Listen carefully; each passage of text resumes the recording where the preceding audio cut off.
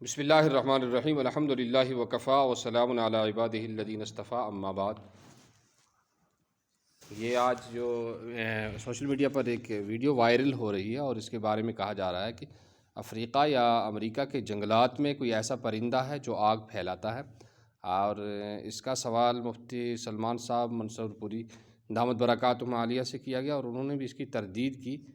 کہ ایسا تو کچھ بھی نہیں کہ کوئی پرندہ حدیث سے ثابت ہو کہ کوئی پرندہ ایسا ہے جو آگ لگانے کا کام کرتا ہو۔ اس دور دور تک بھی اس کا ثبوت کہیں نہیں ملتا ہے۔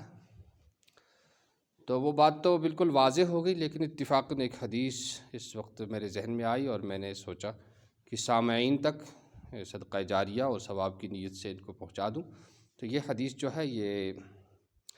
حضرت جابر رضی اللہ تعالیٰ عنہ روایت کرتے ہیں، اور یہ روایت مرفوع روایت ہے، اور ارباب علم جانتے ہیں کہ مرفوع روایت کسے کہتے ہیں۔ اور غط الاناء کے برتنوں کو ڈھک دیا کرو، وعوق السقاء، اور اسی طرح جو مشکیزہ ہو پانی کا اس کو بھی بند کر کے رکھا کرو، واغلق الابواب، اور دروازوں کو بھی بند کر دیا کرو، واطفئ السراج، اور آپ اسی طرح سے چراغ جو ہو، بتی جو ہو، اس کو بجھا دیا کرو۔ فإن الشیطان لا یحل سقاء، کہ شیطان حلال نہیں سمجھتا ہے پینے کو، ولا کسی لا یحل سقاء، کی کسی برتن کو کھولتا نہیں ہے جو بند ہو، ولا یفتح بابا، اور اسی طرح سے کوئی دروازہ جو بند کر دیا گیا ہو شیطان اس کو نہیں کھولتا ہے، ولا یکشف اناء، اور کسی برتن کے ڈھکن کو بھی نہیں اٹھاتا ہے۔ فإن لم یجد احدکم الا ان یعرض علی انائہ عودا، اگر تمہارے پاس ڈھکن نہ ہو برتن کے لیے تو اوپر ایک لکڑی رکھ دیو اس پر، وَيَذْكُرُ اسْمَ اللّٰهَ، اور اللہ کا ذکر یعنی بسم اللہ بھی پڑھے اس کو ڈھکتے وقت اور دروازے کو بند کرتے وقت۔ فَلْيَفْعَلْ فَإِنَّ الْفَوَيْسِقَةَ تُظْلِمُ عَلَىٰ أَهْلِ الْبَيْتِ بَيْتَهُمْ، کیونکہ چوہیا کبھی گھر والوں کے گھر کو جلا دیتی ہے۔ تو یہ اتفاقاً مجھے یہ حدیث ذہن میں آ گئی، میں کوئی استدلال اس سے نہیں کرنا چاہتا ہوں معذرت کے ساتھ، لیکن یہ اتفاقاً ذہن میں آ گئی کہ کیا کوئی جانور بھی آگ لگانے کا سبب بن سکتا ہے یا نہیں، اس کا اشارہ اور کوئی اس پر کوئی بھی دلالت کہیں حدیث پر کسی جانور کے آگ لگانے کی ملتی ہے یا نہیں، یہ سوال میرے ذہن میں پیدا ہوا، اور میں نے اس کو حدیث کے ذخیرے میں تلاش کیا تو مجھے یہاں پر چوہیا کے بارے میں ملا کہ چوہیا گھر میں آگ لگانے کا سبب بن سکتی ہے۔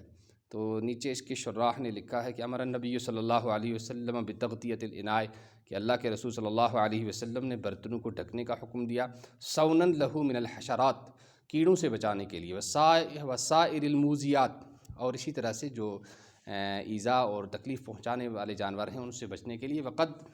ینزل فیہ من الوباء، اور کبھی ان میں بیماریاں بھی جیسے وائرس ٹائپ کی جو بیماریاں ہوتی ہیں وہ ان برتنوں میں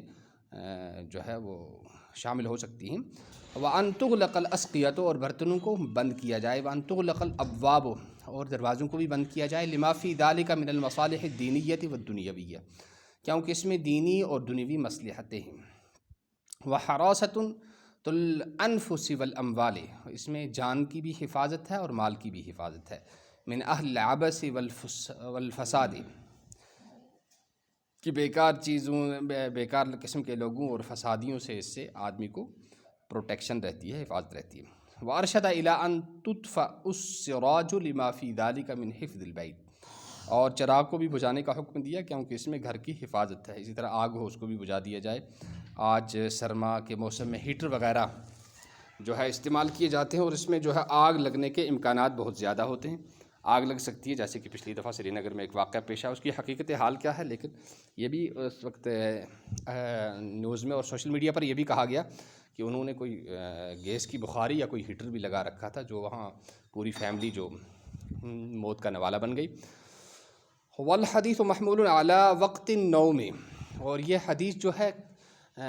سونے کے آداب پر محمول ہے، لِأَلَّا وَأُخْبِرَ أَنَّ الشَّيْطَانَ لَا يُفْتَحُ سِقَاءً مُغْلَقًا، کہ شیطان کسی بند برتن کو کھولتا نہیں ہے، ولا بابًا، اور نہ کسی بند دروازے کو کھولتا ہے، ولا یکشف عن الاوانِ المغلقۃ، اور بند برتنوں کے ڈھکن کو بھی نہیں اٹھاتا ہے۔ فَإِذَا لَمْ يُمْكِنْ تَغْطِيَةُ الْإِنَاءِ بِأَنْ يُسْتَوْعِبَهُ بِحَيْثُ لَا يَظْهَرُ مَا بِدَاخِلِهِ او بعدہ فلا یدعہ مکشوفا بل یجعل علیہ عودا عرضا، یعنی بالکل اچھی طرح سے ڈھکن اگر نہ ملے تو پھر بھی کوئی لکڑی وغیرہ کم از کم اگر سارا بند نہیں ہوگا تو کچھ نہ کچھ بند تو ہو ہی جائے گا۔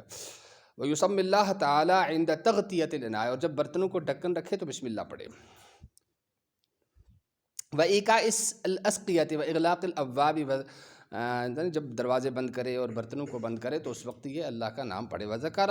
وذكر أن السراج وغيره من المواد المشتعلة إذا تركت على حالها ولم تدفع فإن الغالب على الفويسقة العبث به وقد يكون سبب لإحراق البيت، کہ کبھی چوہیا جو ہوتی ہے اس آگ سے کھیلتی ہے وہ، اور کھیلنے کی وجہ سے وہ اس کا جو کھیلنا ہے وہ گھر میں آگ لگانے کا سبب بن جاتا ہے۔ تو بہرحال پوری حدیث کو پڑھنے اور آپ کی خدمت میں پیش کرنے کا جو مقصد تھا وہ مقصد یہی ہے کہ کیا کوئی جانور آگ لگانے کا سبب بن سکتا ہے یا نہیں، بس میرا مقصد اتنا ہی ہے۔ باقی حضرت نے جو فرمایا ہے کہ وہ پرندہ وہ تو بالکل جھوٹ ہے، میں بھی اس کو جھوٹ ہی کہتا ہوں چونکہ حضرت نے فرما دیا، اور میں بھی اس سے بھرپور اتفاق کرتا ہوں۔ بس یہ ایک مسئلہ میرے ذہن میں آیا کہ کیا حدیث میں کہیں کوئی جانور آگ لگانے کا سبب بن سکتا ہے یا نہیں، بس مجھے یہی کہنا آپ سے مقصود ہے۔ اور یہ فتح الباری شرح البخاری جو ہے یہ مشہور شرح ہے اور پوری دنیا میں یہ پڑھی جاتی ہے۔ انہوں نے بھی اس حدیث کی تشریح فرمائی ہے، اور صحیح البخاری، تو اس میں جو ہے فتح الباری میں اس حدیث کا نمبر ہے 1379 اس کا نمبر ہے، اور انہوں نے بھی اس کی تشریح کی ہے۔ تو بہرحال سوتے وقت ہمیں بڑا احتیاط کرنا چاہیے۔ آج سرما کا موسم ہے اور ہمارے کشمیر میں کانگڑی لینے کا اور گرمی حاصل کرنے کا بہت زیادہ رواج ہے۔ کانگڑی بھی بسترے میں نہیں رکھنی چاہیے، ہیٹر کو بھی کھلا نہیں رکھنا چاہیے،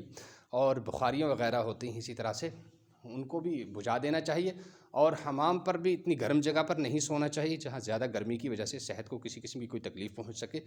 اور ہمیں فزیکلی کوئی پرابلم ہو جائے۔ ان چیزوں کا بڑا خیال رکھنا چاہیے، سنت کی غرض سے ایسا کرنا چاہیے تاکہ ہمیں ثواب بھی ملے اور ہماری باڈی جو ہے اور ہماری صحت جو ہے وہ بھی ٹھیک ٹھاک رہے۔ تو یہ کچھ چند باتیں آپ کی خدمت میں عرض کرنا تھا، اور نیت یہ ہے کہ اللہ مجھے بھی اس پر عمل کرنے کی توفیق نصیب فرمائے اور تمام سنن اور شریعت کے تمام احکام پر عمل پیرا ہونے کی توفیق نصیب فرمائے۔ والسلام علیکم ورحمۃ اللہ وبرکاتہ۔ سبحان اللہ بحمدہ، سبحانک اللہم وبحمدک، ونشہد ان لا الہ الا انت ونستغفرک ونتوب الیک۔ سبحان ربک رب العزۃ عما یصفون، وسلام علی المرسلین والحمد للہ۔